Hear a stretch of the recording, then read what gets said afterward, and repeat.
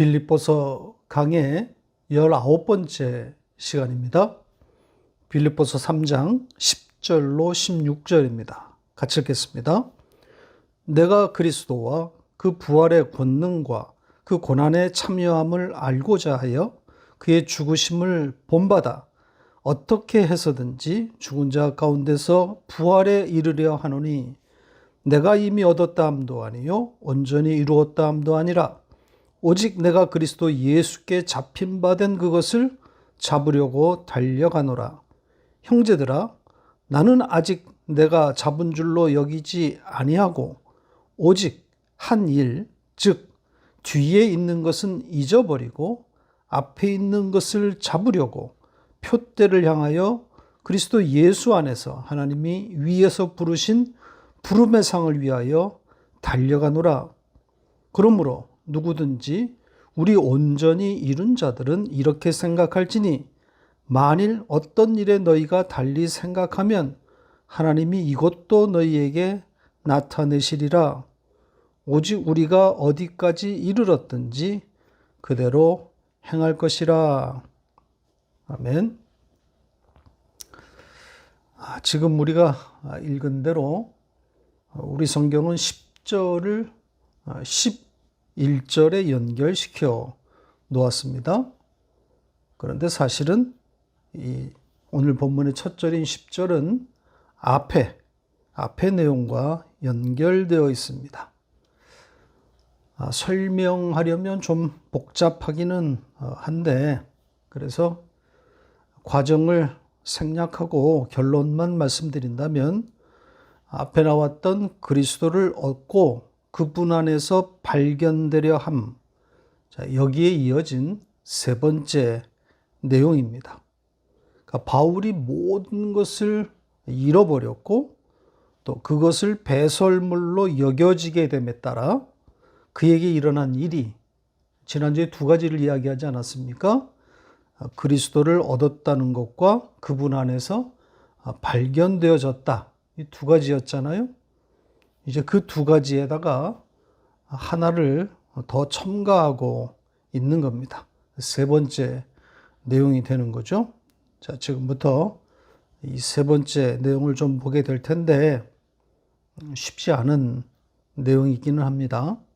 자, 그런 만큼 찬찬히 자세하게 들여다볼 필요가 있습니다. 특히 이 첫 절인 10절을 잘 이해해야 나머지 문장들이 풀립니다. 자, 그런데 보시는 것처럼 우리 성경의 번역이 예사롭지 않습니다. 좋은 의미에서가 아니고 그 반대입니다. 원문의 취지를 살리지 못한 것은 물론이고 우리나라 말인데도 도무지 무슨 뜻인지 알 수가 없단 말이죠. 보세요. 그 고난에 참여함을 알고자 하여 그의 죽으심을 본받았다. 이렇게 말하고 있지 않습니까? 그 고난에 참여한다는 것이 무엇인지를 알려고 그분의 죽으심을 본받았다. 이게 무슨 뜻입니까? 그리고 그의 죽으심을 본받았다. 이것도 또한 무슨 말인지 쉽지가 않단 말입니다. 그 죽으심을 본받았다는 건 또 뭐죠? 원문이 정말 이렇게 어렵게 되어 있다면 할 수 없지만 제가 봐도 금방 이해할 만큼 어려운 문장이 아닙니다. 그 원문대로 바르게 번역했다면 여러분도 금방 무슨 말인지 알 수 있는 그런 내용들입니다. 자, 이제 원문과 한번 비교해 볼까요? 보시는 것처럼 지금 이 문장의 앞의 내용은 바울이 알게 된 세 가지 내용을 말하고 있고, 뒤에서는 그 세 가지를 알게 된 원인 혹은 배경을 말하고 있습니다. 자기도 예수 그리스도의 죽음과 같은 그런 형태를 갖고 있다. 이렇게 말하고 있단 말이죠. 자, 여기서의 죽음은 당연히 네크로스의 죽음이 아니라 다나토스의 죽음입니다. 그러니까 그 죽음이 자기에게 있다는 거예요. 그 죽음이 찾아왔다는 거죠. 그 죽음이 주어졌다. 이렇게 과거 시제의 수동형으로 표현했단 말입니다. 그러니까 하나님이 바울 안에서 이미 이루신 일인 거죠. 그러니까 그렇게 죽게 되자 나는 이 세 가지를 알게 되었다. 이런 내용입니다. 그러니까 앞에서 말한 바 있는 모든 것을 잃게 됨, 그리고 모든 것을 배설물로 여겨지게 된, 그러니까 하나님이 바울 안에서 행하신 그 일을 지금 풀어주고 다시 설명하고 있는 겁니다. 그러니까 그렇게 자신이 죽자, 그 다나토스의 죽음이 찾아오자 그에게 그가 알게 된 일이 있다는 거죠. 자, 여기에 이 알다, 당연히 깊은 뜻을 아는, 바로 기노스코, 그 동사입니다. 그러니까 깨달음, 영의 인식인 거죠. 자, 세 가지 알물 말하고 있는데, 첫째는 그리스도를 알았다입니다. 그러니까 내가 죽으니까 그리스도가 보였다. 이런 거죠. 바울이 교회를 박해하기 위해서 미친 듯 날뛸 때는 그리스도를 알지 못했습니다. 지식적으로는 알았겠지요. 아니까 예수의 추종자들을 잡으러 돌아다닌 건 아니겠습니까? 그런데 다메섹으로 올라가다가 그 다나토스의 죽음이 찾아오니까 육체의 눈은 감겼는데 영은 그리스도를 보게 된 겁니다. 그리스도를 알게 된 거죠.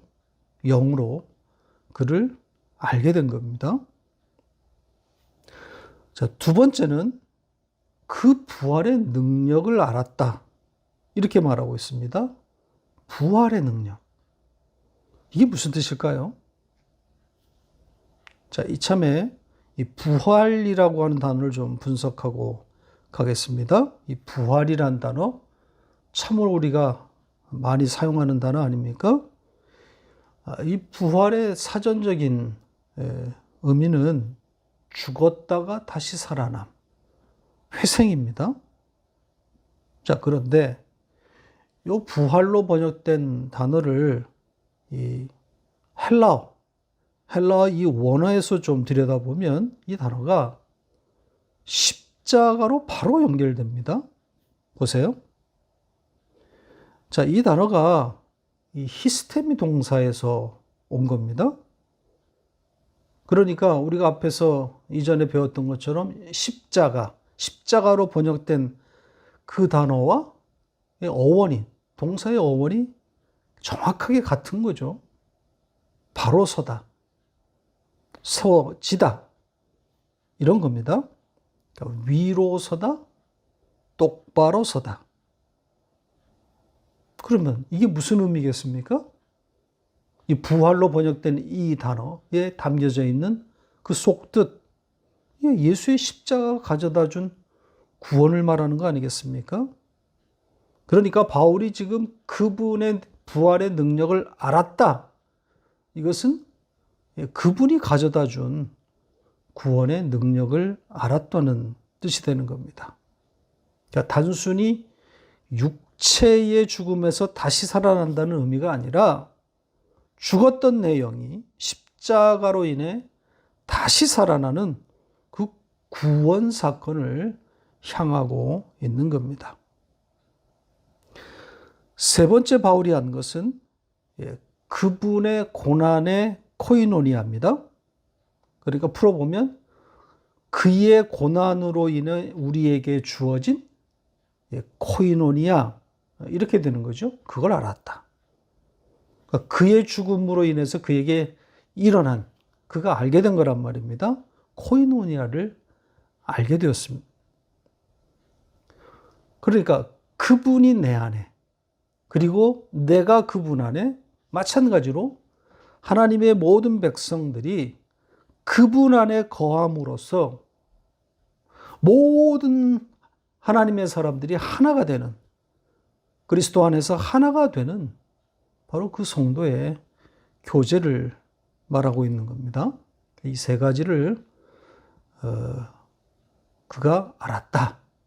그런데 그것은 죽음이 찾아왔기 때문이다. 이렇게 말할 수 있는 거죠. 자, 이 정도 하고 다음 절로 넘어갑니다. 11절의 번역도 참으로 어렵게 되어 있습니다. 보시는 것처럼. 그러니까 이미 다나토스의 죽음이 찾아와서 그 부활의 능력을 알아버렸는데, 이미 알았는데 다시 새삼 그 부활에 이르려고 한다. 이게 말이 됩니까? 연결이 됩니까? 자, 우선 이 문장의 위치를 살펴야 합니다. 어디에 연결된 문장인가를 봐야 하는 거죠. 내용상 이 11절은 앞절에 연결되어 있습니다. 이 11절 문장이 가정법 문장이거든요, 사실은. 그러니까 내용으로 봐서 강조하려는, 앞의 문장을 강조하려고 하는 의도가 보입니다. 그러니까 부활, 즉 위로 서는 것에 대한 강조인 거죠. 이미 바울에게 일어난 그 섬, 바로 섬 구원을 강조하고 있는 겁니다. 그러니까 그 부활, 그 똑바로 섬에 어떻게 해서든지 이르려고 노력하고 있는 중이다, 이런 말이 아니고 가정법을 써서 이미 일어난 그 구원을 강조하고 있는 겁니다. 그리고 죽은 자 가운데서의 부활, 이렇게 번역했는데 정확하게는 그 죽음으로부터의 세워짐입니다. 그리고 여기에 죽음은 네크로스의 죽음이라고 되어 있습니다. 10절에서는 다나토스의 죽음이라고 했는데 여기서는 네크로스로 적었습니다. 그러니까 그리스도와 함께 죽는 그 죽음이 아니라 그것과 무관하게 내게 일어나는 수많은 죽음들을 말하고 있는 겁니다. 그러니까 의미 없는 죽음들인 거죠. 그 죽음에서부터 해방되었다, 세워졌다, 이런 말입니다. 그러니까 진정한 죽음, 이 다나토스의 죽음이 찾아왔기 때문에 이게 가능해진 거죠. 그러니까 예수 그리스도와 함께 죽었다는 것을 알게 되어지면 비록 의미 없는 네크로스의 죽음 가운데서 우리가 살지만 그럼에도 십자가, 세워짐, 똑바로 세워지는 거란 말입니다. 자, 이제 그 유명한 12절, 13절로 갑니다. 자, 구원의 두 시제, 이미와 아직이란 커다란 주제가 담긴 내용입니다. 대부분의 신학자들이 구원의 긴장 관계로 해석하고 있는 그런 주제입니다. 저는 그런 신학적 토론에서 벗어나 이 본문 말씀 자체에 집중하려고 합니다. 바울이 어떤 의도에서 이런 표현을 사용했을까? 이 관점에서 오늘 본문을 보려고 합니다. 자, 12절을 직역하면 다음과 같습니다. 우리 성경과 한번 비교해 보시기 바랍니다. 이 본문을 좀 자세히 보면 바울이 전달하려고 했던 의도 혹은 강조점이 어디에 있는지 그리 어렵지 않게 보입니다. 그러니까 이미 받았느냐, 아직 이루어지지 않았느냐, 여기에 초점을 맞추고 있는 문장이 아니라 지금 보시는 것처럼 내가 잡은 것이냐 아니면 잡힌 것이냐. 지금 이 문제를 다루고 있단 말이죠. 이 부활, 그러니까 세워짐, 이 똑바로 섬이 내가 잡은 것이냐? 혹은 내가 잡혀진 것이냐? 그러니까 지금 이 문장에 추적하고 있다, 이렇게 지금 말하고 있지 않습니까? 내가 추적하고 있는 것이, 그러니까 나의 관심사가 내가 잡은 것이냐? 내가 잡힌 것이냐? 그러니까 내가 완성했느냐? 아니면 내가 완성되어진 것이냐? 이런 거란 말입니다. 그러니까 이미 구원받았느냐? 아직 받을 구원이 남아있느냐? 그래서 남아있다면 그 구원을 위해서 나는 무엇을 해야 되느냐? 이 방향으로 가는 것은 바울의 관심사가 아닙니다. 바울의 관심은 다른 데 있어요. 이미 내게 일어난 일, 그 똑바로 세워짐, 부활, 이게 내가 잡은 것이냐 아니면 예수 그리스도에 의해서 잡혀진 것이냐, 이겁니다. 바울의 고민은 주체의 문제란 말입니다. 내가 했느냐? 그분이 일으키신 것이냐? 자, 그것을 추적하고 있는 중이다. 이렇게 표현했습니다. 현재 시제를 썼고 추적하다, 이 동사를 사용했습니다. 6절에 교회를 박해하다. 그때 이 박해하다로 번역된 단어가 바로 이 단어입니다.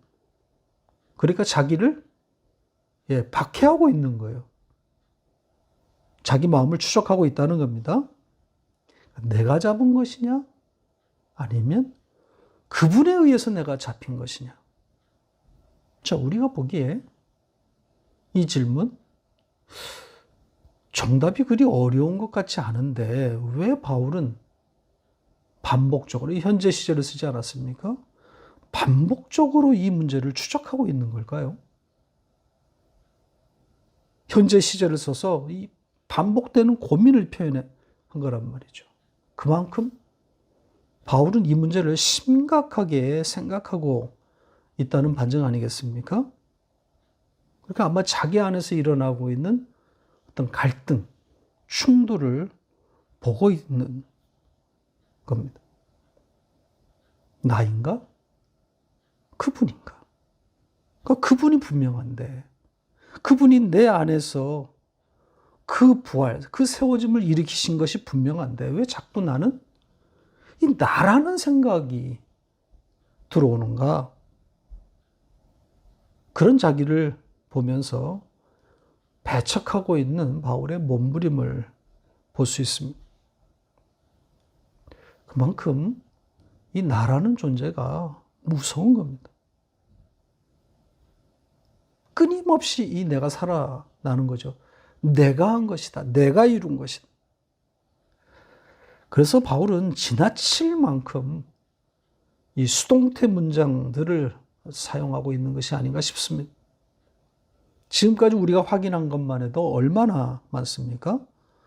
수동의 의미를 굳이 사용하지 않아도 될 만한 것들인데 기어코 수동태 문장을 쓴단 말이죠. 따라서 구원의 시제를 논하기에 앞서, 그런 시시껄렁한 주제는 접고 누가 내 삶을, 나를 끌어가고 있느냐에 대해서 우리는 추적해야 하는 거죠. 그것도 한두 번이 아니라 지금 바울의 표현처럼 지속적으로, 반복적으로 추적해야 하는 겁니다. 그렇게 나를 박해해야 하는 겁니다. 자, 13절로 갑니다. 다시 수동태 문장으로 번복된 그런 내용을 만나게 됩니다. 지금 보시는 것처럼 이 문장에 동사가 3개가 등장했는데 모조리 수동태입니다. 그런데 우리 성경은 정말 한결같이 능동으로 번역했죠. 큰일입니다. 원문의 취지에 따라서 직역해 보면 다음과 같습니다. 자, 여기에 이 붙잡다라고 번역된 이 단어, 역시 앞에 나왔던 단어입니다. 바로 앞에 좀 전에 말씀드린 내가 잡은 것이냐, 내가 잡힌 것이냐. 바로 그 단어입니다. 그러니까 바울은 지금 자기가 붙잡은 것이 아니다라고 답을 내놓고 있는 거죠. 그러니까 내가 붙잡았다고 여겨지지 않도록 하나님이 외부의 힘이 개입했다는 뜻이잖아요. 자기가 그렇게 여기는 것이 아니라 여겨졌다, 여겨진다고 지금 표현하고 있단 말이죠. 그러니까 하나님이 그렇게 가르쳐 주셨다는 뜻입니다. 그래서 뒤의 것은 잊혀지고 있으며, 잊어버리다가 아니라 잊혀지고 있으며, 반면 앞의 것들은 점점 잡혀지고 있다, 다가가고 있다, 이렇게 표현했습니다. 역시 자기의 동작이 아니라 하나님이 자기 안에서 행하고 계시는 일들을 말하고 있는 겁니다. 자, 여기에 이 뒤의 것, 이게 정확히 무엇을 말하고 있는지 알 수는 없지만 아마도 바울이 자랑할 만한 업적이나 공로, 인간의 조건 같은 것들일 겁니다. 인간은 누구나 그런 것들을 기억하고 그걸 사람들 앞에 내세우기를 원하고 또 사람들이 자기를 그렇게 알아주기를 원하지 않습니까?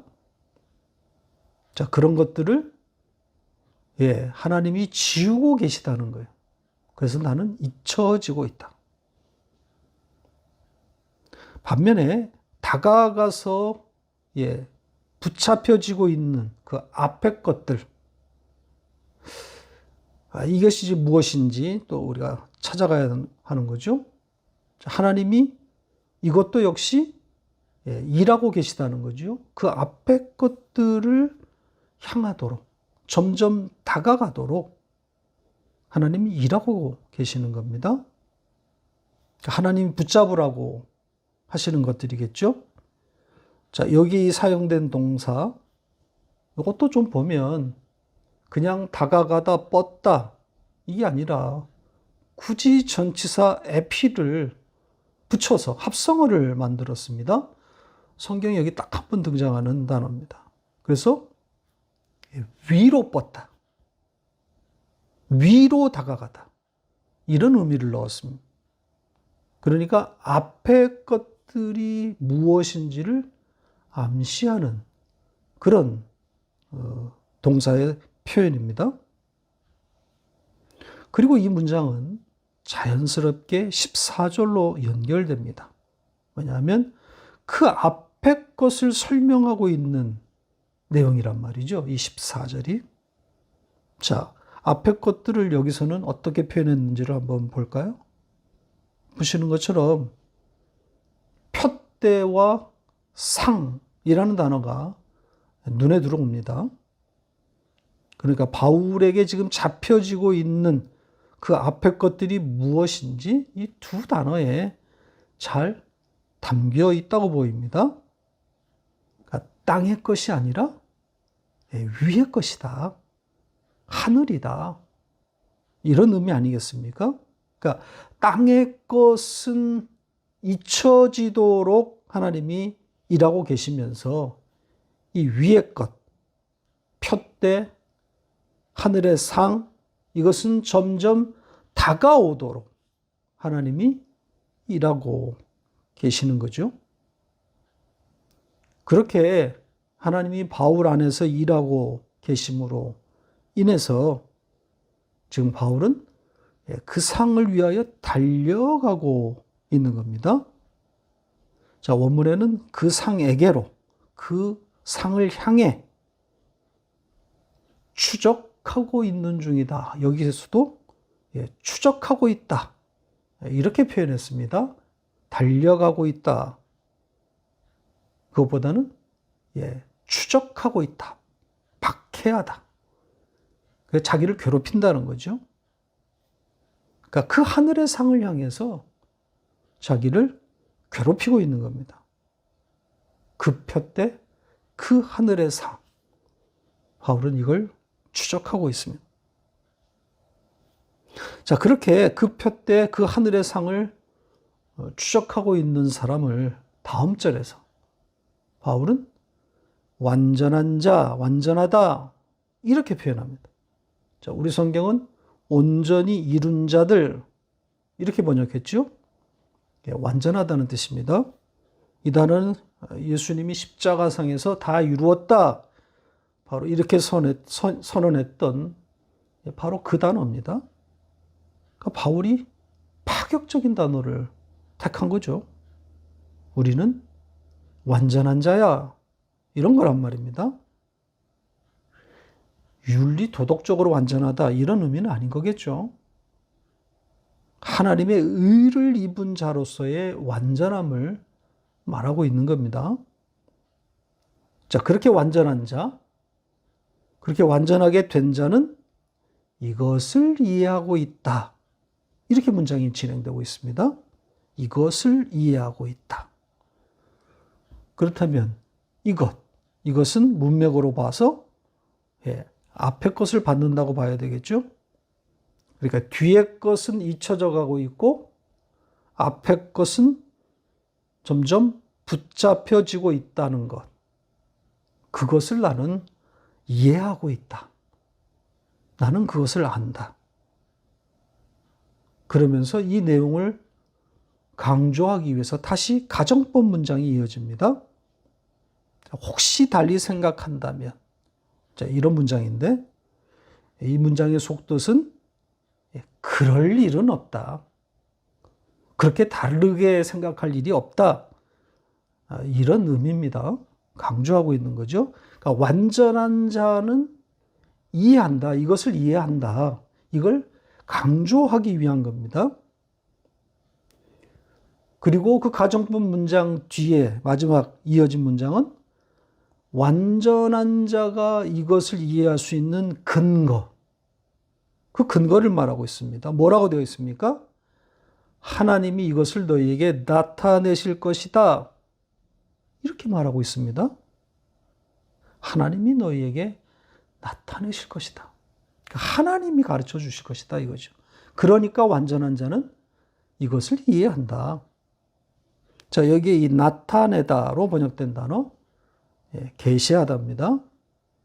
그러니까 누구나 알 수 있는 것이 아니라는 거죠. 계시로만 알려지는 비밀인 겁니다. 자, 비밀에 대해서 바울은 골로새서 1장에서 이렇게 적었습니다. 자, 골로새서 1장 26절, 27절 같이 읽겠습니다.